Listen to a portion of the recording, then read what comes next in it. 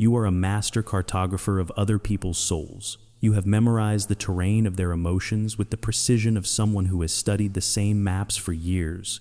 You know which words will make your mother smile, which silence will comfort your friend, which gesture will ease the tension in your partner's shoulders. You navigate the world not by your own compass, but by the careful reading of everyone else's coordinates. You remember her favorite coffee order without asking. You know his fear of enclosed spaces. You can predict the exact moment when she will need reassurance, when he will retreat into himself, when they will require your steady presence. You have become fluent in the language of other people's needs. You speak it better than your native tongue. There is a peculiar comfort in this expertise.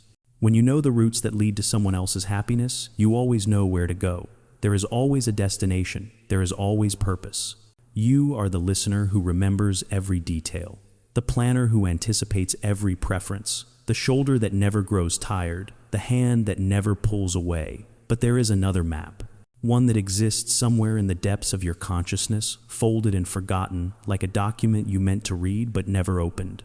The map of your own interior landscape. When was the last time you unfolded it? When was the last time you paused in the middle of your careful navigation of other people's worlds and asked yourself a simple question? What do I want? What do I feel? What do I need right now in this moment, in this body, in this life? The question hangs in the air like dust suspended in afternoon light. You reach for an answer and find only white space, blank territory, a region so long unexplored that the landmarks have faded, the paths have disappeared, the destinations have become unreadable. Your own needs, your own desires, your own dreams exist somewhere in that unmarked expanse, but you cannot remember how to find them. You cannot remember the last time you tried. This forgetting is not kindness. It is not virtue. It is not the selflessness that the world praises and rewards. It is something else entirely. It is a form of quiet abandonment that began so long ago you cannot recall its origin. It is a survival mechanism learned in childhood and perfected in adulthood. It is the slow, patient erasure of the self in service of something you were taught to believe was more important: the comfort of others, the peace of the family, the stability of relationships, the avoidance of conflict. Forgetting your own needs is not generosity. It is a disappearing act performed so gradually that no one notices, not even you. You have been vanishing for years, one need at a time, one boundary at a time, one small concession at a time, until what remains is a person who exists primarily as a reflection of other people's requirements. Today, we will trace the routes back to that forgotten territory. We will find the place where the map was first erased. We will understand why you learned to prioritize everyone else's navigation over your own. And perhaps in the understanding, you will begin to redraw the lines, to mark the borders, to name the places within yourself that have been waiting, patient, and silent for you to remember they exist. The world calls this sacrifice. It praises the mother who never rests, the friend who never says no, the partner who always accommodates. It builds monuments to selflessness. It writes stories about people who give until there is nothing left, and it calls this heroism. But there is a difference between giving and vanishing. There is a difference between generosity and erasure. Conscious giving is a choice made from abundance. It is the decision to share what you have because you want to, because it aligns with your values, because it brings you genuine joy.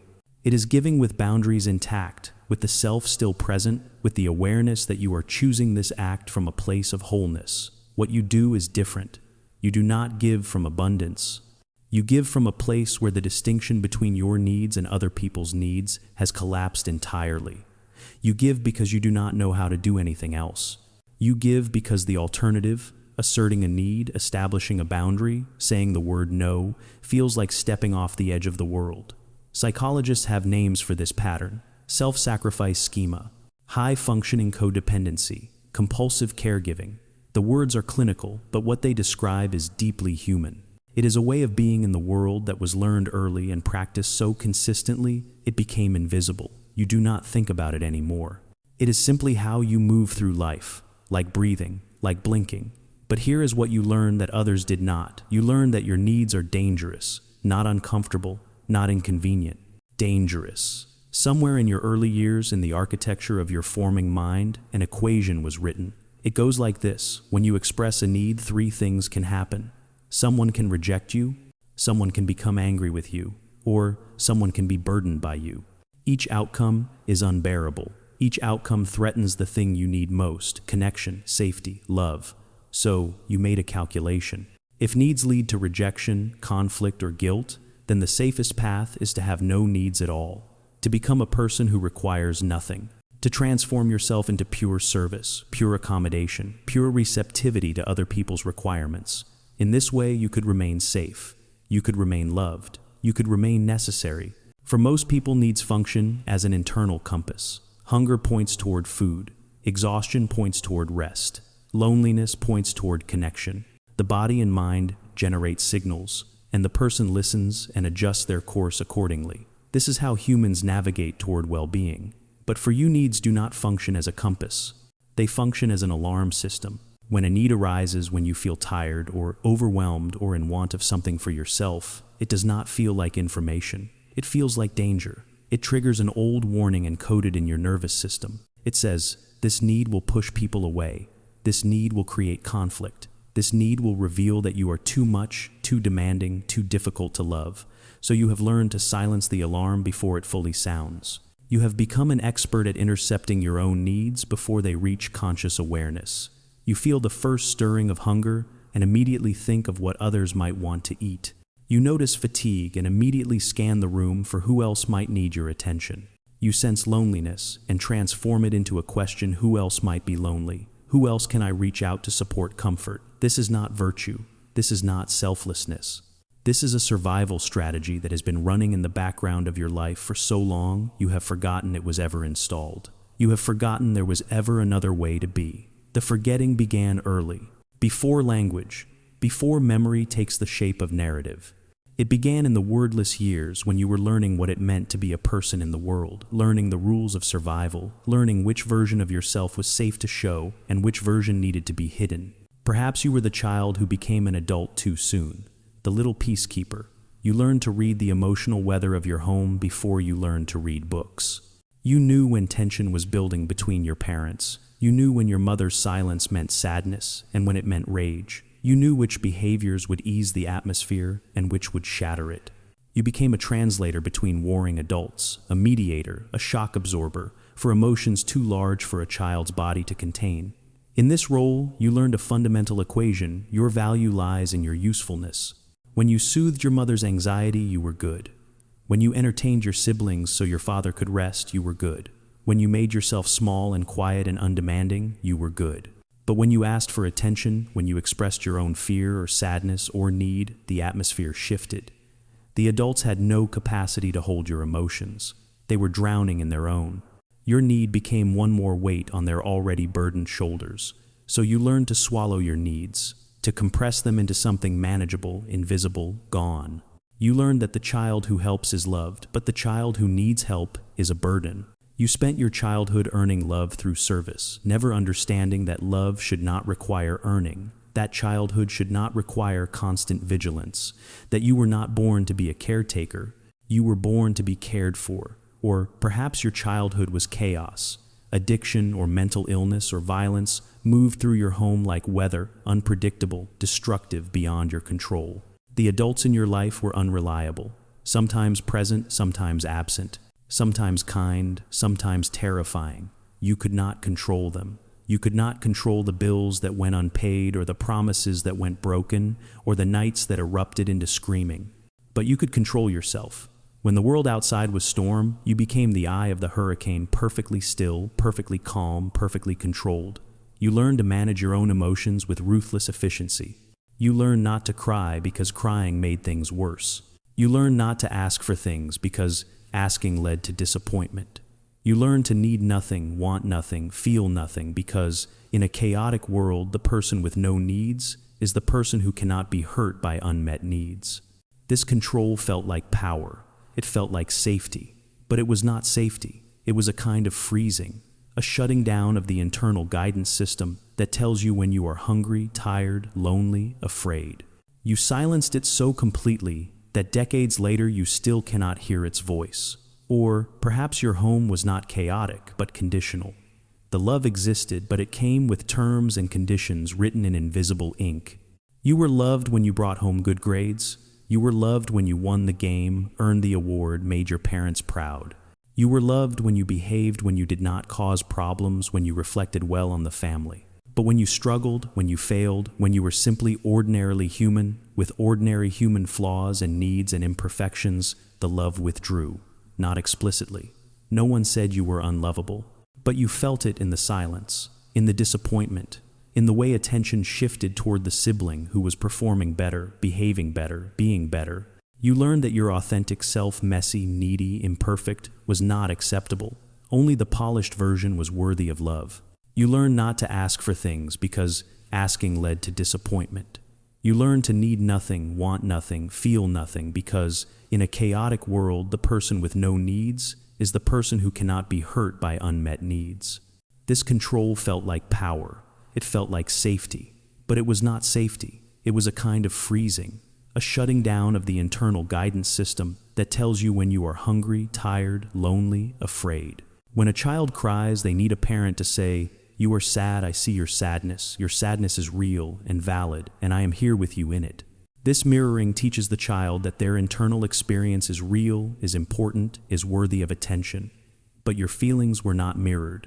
When you were sad, you were told you were fine. When you were angry, you were told to calm down. When you were hurt, you were told you were too sensitive. Your emotional reality was not validated. It was dismissed, minimized, corrected. You learned that your feelings were somehow wrong, that your perception of your own experience could not be trusted. If no one else sees your pain, perhaps the pain is not real. Perhaps you are inventing it. Perhaps you are broken for feeling things that no one else acknowledges. So you learn to distrust your own interior experience. You learn to look outside yourself for cues about what you should feel, what you should need, what you should want. You became fluent in reading other people's emotions, but illiterate in your own. And some of you inherited this forgetting. You watched your mother give until she disappeared. You watched your father sacrifice every dream at the altar of family duty. You learned that this is what love looks like. This is what goodness looks like. Self-erasure as virtue. Self-abandonment as honor. You absorbed it like language, like culture, like the air you breathed. No one told you there was another way. No one showed you that you could love others without losing yourself in the process. The years pass. You continue giving. You continue accommodating. You continue making yourself small so others can expand. And somewhere beneath the surface, where you do not look, where you have trained yourself never to look, something begins to grow. It is dark and bitter, and you do not want to name it. But it has a name: resentment. This is the paradox no one tells you about. The people who give the most are often the people who feel the most rage. Not the loud, explosive kind, the quiet kind, the kind that sits in your chest like a stone, the kind that whispers late at night when you cannot sleep. No one sees how much you do. No one appreciates the constant sacrifice. No one thinks to ask if you are tired, if you need help, if you have anything left to give. You give without being asked. You give without expecting anything in return. This is what you tell yourself. This is what you have been told makes you virtuous. But the human heart does not work this way. Deep beneath your conscious awareness, beneath the learned behavior and the performed selflessness, there is a part of you that is still keeping score. A part of you that is still waiting for someone to notice, to reciprocate, to turn toward you with the same attention and care you have turned toward everyone else. When this reciprocation does not come, when people accept your endless giving as simply how you are, when they stop offering because they know you will never accept, when they stop asking because they know you will always say you are fine, the resentment grows. You do not express it. You have forgotten how to express anything that might create conflict or discomfort. So it turns inward. It becomes a poison you carry alone. You begin to feel exhausted in a way that sleep cannot fix. You begin to feel invisible even in rooms full of people who love you. You begin to feel like a function rather than a person, a role rather than a soul. You are the one who listens, the one who helps, the one who shows up. But who are you when no one needs you? Who are you when you are alone with yourself? The answer frightens you, because when you strip away the giving, the doing, the accommodating, there is almost nothing left. You have spent so long building your identity around your usefulness to others that you have no idea who you are outside of that function. You do not know what you enjoy. You do not know what you believe. You do not know what you want from this one brief life you have been given. Identity is not something you are born with fully formed. It is something you build through a lifetime of small choices. What do I like? What matters to me? What am I willing to fight for? What boundaries do I need to feel safe? These questions require you to pay attention to yourself, to prioritize your own experience, to treat your own needs as data worth considering. But you have spent your life outsourcing these questions. You like what others like. You want what makes others happy. You believe what keeps the peace. You have no boundaries because boundaries require you to know where you end and others begin. And that distinction dissolved so long ago, you cannot remember it ever existing. And here is perhaps the cruelest pattern you attract people who take. Not because you seek them out consciously, but because something in you recognizes something in them. They need someone who will give endlessly. You need someone who will need you endlessly. It feels like love. It feels like purpose. It feels like the confirmation of what you have always believed about yourself, that your value lies in what you provide. These relationships feel right because they are familiar. They follow the same script you learned in childhood. You give, they take. You sacrifice, they accept. You shrink, they expand. This is the only kind of relationship you know how to navigate. Equal relationships where both people have needs and both people have boundaries, where care flows in both directions. These feel foreign, uncomfortable, even threatening. You do not know how to receive. You only know how to give until you disappear. So you stay in relationships that deplete you. You stay in friendships where you are always the listener, never the listened to. You stay in roles where you are always the supporter, never the supported. And you wonder why you feel so alone. Why, despite being surrounded by people who depend on you, you feel like no one truly knows you, no one sees you. No one would notice if the real you, the one beneath all the giving, simply faded away.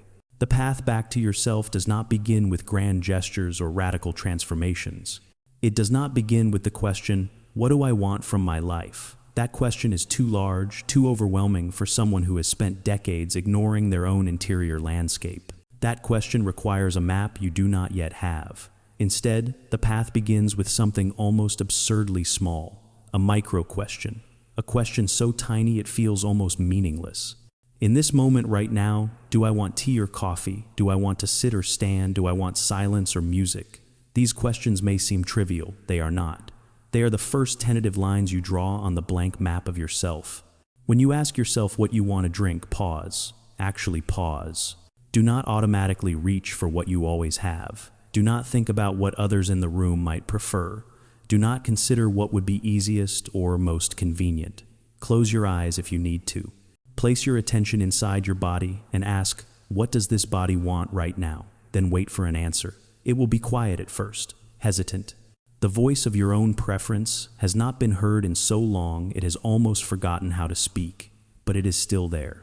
Beneath the years of conditioning and performance and automatic self-denial, there is still a self that knows what it wants. You have not destroyed it. You have only buried it. And even the most deeply buried thing can be unearthed if you are patient enough, gentle enough, persistent enough. Practice this with small decisions throughout your day. The music you listen to while you work, the route you take on your walk, the shirt you wear. These choices matter not because the outcomes are significant, but because the practice of choosing based on your own preference is significant. You are exercising a muscle that has atrophied. You are training yourself to turn inward and listen rather than turning outward and accommodating. At first, this will feel selfish. It will feel wrong. You will hear voices in your head telling you that your preference does not matter, that you should just go along with whatever everyone else wants. That making a choice based solely on what you want is indulgent or childish or cruel. These voices are old. They were installed long ago by people who needed you to be small. They are not telling you the truth, but they are loud and they are familiar and they will not disappear simply because you want them to. So you practice anyway. You practice choosing tea when you want tea, even though coffee would make your partner happy. You practice saying you prefer the window seat, even though it means someone else does not get it. You practice these small acts of self-acknowledgement until they begin to feel less like betrayals and more like what they actually are, basic acts of self-respect. And you begin to schedule time for yourself with the same seriousness you schedule time for others. You open your calendar and you mark 15 minutes, 30 minutes, an hour if you can bear it. You label it something simple: time for me. And when that time arrives, you do not fill it with productivity. You do not use it to catch up on tasks or prepare for others. You use it only for yourself, to sit with a book and read a single page slowly, to listen to a song that makes you feel something, to stand at the window and watch the light change, to do nothing at all except exist without purpose or function or usefulness to anyone. This will feel unbearable at first. You will want to fill the space with doing. Your nervous system has been trained to equate rest with danger, stillness with worthlessness. But you stay anyway. You sit with the discomfort. You let yourself be purposeless for these brief, radical moments. And slowly, you begin to remember what it feels like to exist not as a tool for others, but as a person in your own right. You also begin to practice the pause. When someone asks you for something, you feel the old automatic yes rising in your throat. But instead of speaking it immediately, you pause. You say, "Let me think about it. Let me check my calendar. Let me get back to you." This feels almost violent at first. It feels like you are being difficult, demanding, unkind. But you are not. You are creating space between the request and your response. Space where you can ask yourself, do I actually want to do this? Do I have the time and energy for this? Will this nourish me or deplete me? Sometimes the answer will still be yes. You will choose to help because you genuinely want to, because you have the capacity, because it aligns with what matters to you. But now it is a choice, not an automatic reflex, not a compulsion driven by fear of rejection or conflict. A conscious decision made by a person who knows they have the right to consider their own needs alongside the needs of others. And you begin to listen to your body, because your body has been trying to tell you things for years. The tension in your shoulders, the exhaustion that never lifts, the headaches that appear every Sunday evening, the stomach that clenches when certain people call. These are not random. These are messages from the self you have been ignoring. Your body is speaking the language of needs you have refused to acknowledge consciously. There is an image you have heard before, worn smooth by repetition, but no less true for its familiarity. You cannot pour from an empty cup. The saying appears on greeting cards and motivational posters, and perhaps you have dismissed it as a cliché. But sit with it for a moment. Really sit with it. You have been pouring from an empty cup for years. You have been scraping the bottom, tilting the vessel at desperate angles, trying to give what you do not have. And the people around you have been receiving emptiness disguised as generosity. Your giving has been real, but it has also been hollow. Because giving that comes from depletion is not the same as giving that comes from fullness. One nourishes. The other simply transfers the emptiness from one person to another. When you learn to fill your own cup first, you are not abandoning others. You are not choosing yourself over them. You are making it possible to give in a way that does not destroy you. You are making it possible to love without disappearing, to care without becoming invisible, to be generous without becoming a ghost. This is not the selfishness you were taught to fear. This is the prerequisite for sustainable compassion. This is how you love others without losing yourself in the process. This is how you break the pattern that has been running in your family for generations. This is how you teach the people who come after you that there is another way. But the journey back to yourself is long. It is not a single decision. It is 1,000 small decisions made over months and years. It is choosing yourself in tiny increments until choosing yourself begins to feel less like betrayal and more like homecoming. There will be moments when you slip back into old patterns. Moments when someone asks for help and you say yes before you remember to pause. Moments when you give past your capacity and wake up the next day hollow with resentment. You will feel guilty. You will feel selfish. You will hear the voices of everyone who benefited from your self-abandonment telling you that you have changed, that you are not the person you used to be, that you are being difficult or cold or unkind. Some people will not understand. Some people will not like it. Some relationships that were built on your constant giving will not survive your decision to stop. This is painful, but it is also information. It shows you which relationships were based on genuine mutual care and which were based on your utility. It shows you who loves the real you and who loves what you do for them. The relationships that remain, the relationships that adjust and grow and make space for your needs alongside their own, these are the relationships worth keeping. And through all of this, through the discomfort and the guilt and the grief of letting go of who you thought you had to be, there is something else, something quiet and persistent.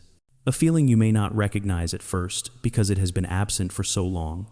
It feels like relief, like exhaling after holding your breath for decades, like setting down a weight you did not realize you were carrying.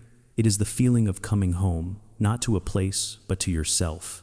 To the person who has been waiting there all along, patient and silent, even as you forgot their name, even as you walked past them every day in your rush to take care of everyone else. They have been there, faithful, unchanging, hoping that one day you would turn around and see them. Caring for others may be your instinct, but learning to care for yourself is your destiny. It is the work you were always meant to do, the return you were always meant to make. Not because you deserve it, though you do, not because it will make you happy, though it might, but because you cannot live a full life from a partial self. You cannot know love if you have exiled the part of you that needs love. You cannot know peace if you are at war with your own needs. So come home, to the quiet room inside yourself where your needs live, to the map you drew and then erased, to the territory that has always been yours. Come home, and this time, stay. Make a promise to the person you find there, the person who is you, who has always been you, who will always be you. Promise them that you will not leave again, that you will listen, that you will remember, that their needs matter, that they matter. Promise them you will stay.